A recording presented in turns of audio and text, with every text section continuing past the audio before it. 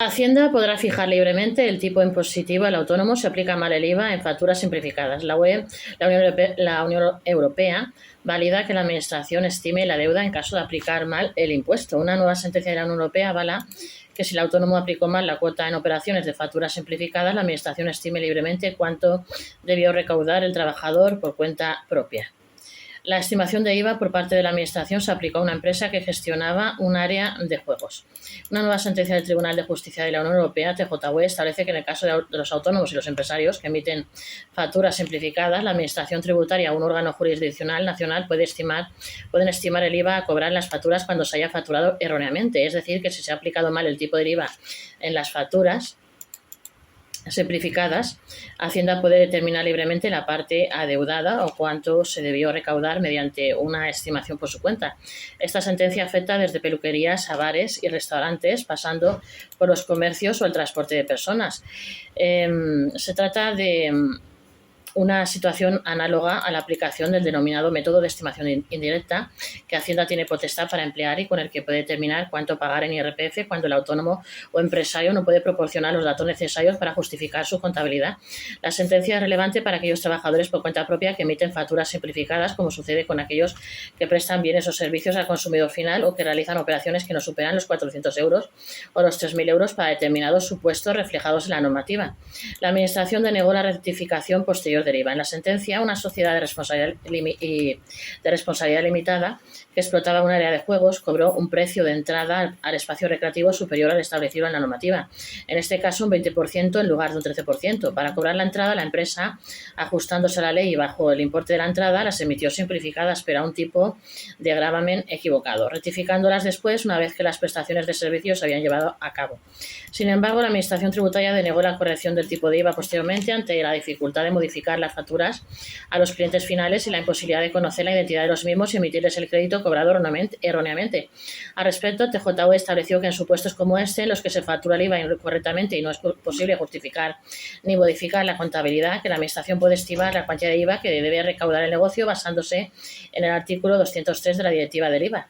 Es decir, que el órgano tributario pueda, a partir de determinadas variables que considere, determinar la parte correspondiente de las facturas por las que la empresa ha facturado el IVA erróneo. En este caso en concreto se trata de un supuesto en el que el volumen de facturas emitidas por el negocio con el fallo de IVA es muy elevado. El emitir gran importe de facturas simplificadas con el IVA erróneo supone que Hacienda no tenga un registro real de lo que se ha facturado, no incorpora los datos del destinatario por ningún lado.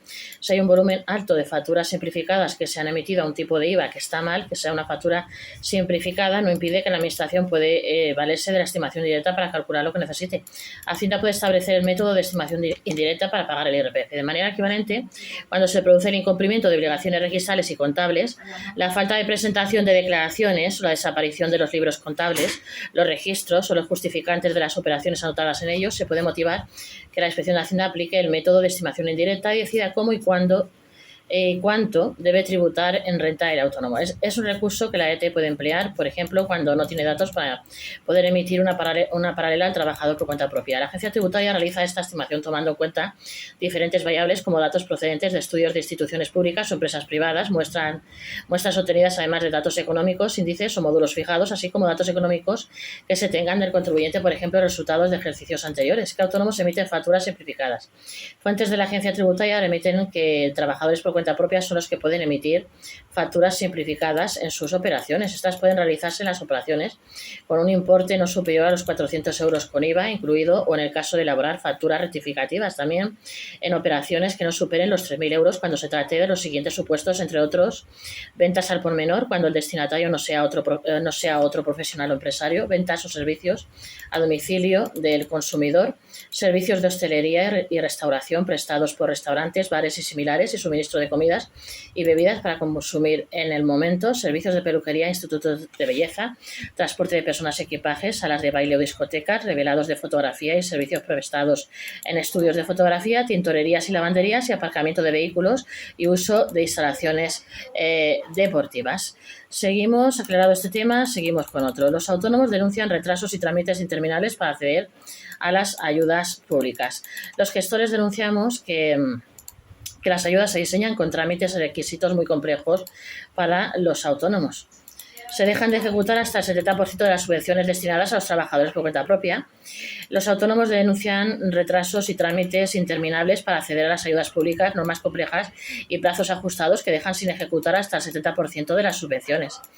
Miles de autónomos denuncian que las ayudas públicas no llegan o lo hacen con retraso y trámites interminables, desde las catástrofes naturales como incendios o erupciones volcánicas hasta los programas ordinarios de apoyo al emprendimiento. La queja es la misma, un sistema pensado con prejuicios para fiscalizar al autónomo o la pyme antes que para ayudarles, que convierte la solicitud de subvenciones en un laberinto administrativo.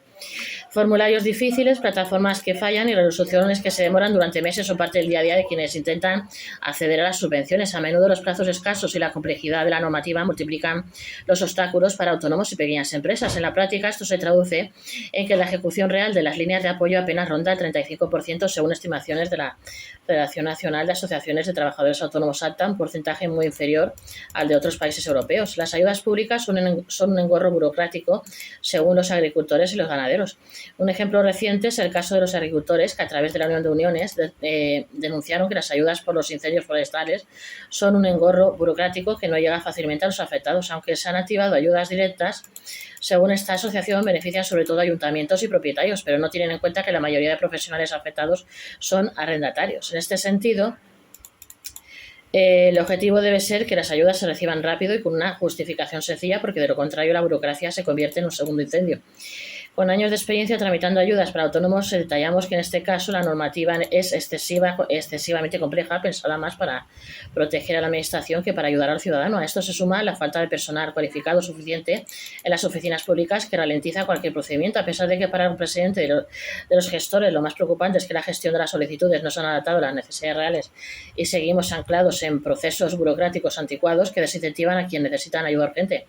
Este diagnóstico es extensible a todas las líneas de apoyo para autónomos y pequeños negocios en las que se diseñan ayudas con requisitos complejos, plazos ajustados y trámites poco accesibles para un autónomo medio, y además su ejecución es lenta, con plataformas digitales poco amigables y resoluciones que se demoran durante meses. La Ley General de Subvenciones no está pensada para el autónomo o la micropyme, ya que el lenguaje técnico, los requisitos de documentación, los mecanismos de control y los plazos responden a una lógica de gran empresa o administración pública, una realidad que a juicio dista mucho de quien está solo ante el riesgo empresarial. Se coincide en que muchos autónomos simplemente no solicitan las ayudas porque no les compensan y tienen tiempo para estar mirando el BOE todos los días.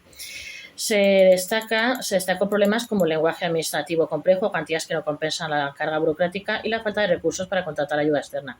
Además, la portavoz de los trabajadores por cuenta propia nos recuerda que en el colectivo hay mucha reticencia a pedir ayudas públicas porque han tenido experiencias de devoluciones, como las cartas de devolución por las ayudas tras el COVID que recibieron muchos profesionales años después por no justificar adecuadamente la caída de la facturación.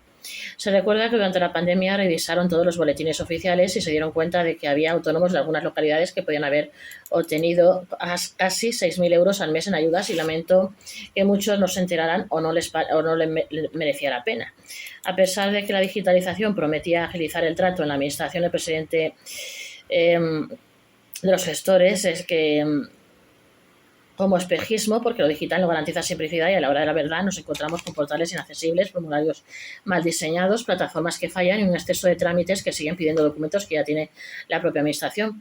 Ahondando en esta problemática, se han aportado alternativas que han sido otros países, como el caso de Weller, pyme autónomo, en las que el profesional no tiene que ir buscando ayudas, sino que son estas las que llegan a él a través de geolocalización y se autocompletan con los documentos que ya obran en posesión de las administraciones públicas. En Bélgica se relató este modelo permite que las subvenciones alcancen un 95 o 96% de ejecución, en contraposición al escaso desempeño que logran en nuestro país. La clave se encuentra en la proactividad de los poderes públicos, que deberían ingresar ciertas ayudas casi de forma automática, apoyándose en la información como su propia alta, fecha, ingresos, etcétera, de la que ya disponen. Propuestas para solucionar el cuello de botella en el acceso a las subvenciones. Por su parte, nosotros los gestores administrativos tenemos claro que deberíamos acometer una batería de medidas para solucionar un problema que es recurrente y afecta a todos los autónomos. Reformar la Ley General de Subvenciones con enfoque en las micropymes autónomas. Establecer plazos máximos de resolución de pago vinculantes para la administración. Unificar criterios y plataformas entre administraciones para facilitar la tramitación. Reconocer jurídicamente la figura del gestor administrativo como profesional autorizado para para tramitar en nombre de terceros con validez plena, implantar el certificado colegial de verificación que permitiría comprobar de forma ágil y segura los datos aportados por los solicitantes y apostar por una colaboración estructural con los profesionales que ya están sobre el terreno trabajando con los autónomos cada día. Se enfatiza la necesidad de escuchar las necesidades reales de los autónomos, no inventar ayudas inútiles y simplificar al máximo. Se insiste en que hay que intentar evitar que sea el autónomo el que tenga que ir a la administración, sino la administración la que vaya al autónomo. Ambos coincidimos en aprender de lo que se está haciendo en Europa. Se apunta que la confianza en el ciudadano no es una debilidad, es una fortaleza que debería llevarnos hacia un modelo en el que los trámites se simplifican al máximo y se parte de la buena fe del solicitante y se habilitan canales rápidos de verificación. Solo así se lograría dejar atrás el enfoque de control preventivo permanente y adoptar una lógica de servicio, eficiencia y colaboración. Mientras los autónomos con las administraciones ofrecen ayudas a las que ellos no pueden acceder o nunca llegan, el incendio burocrático consume su tiempo, recursos y esperanza.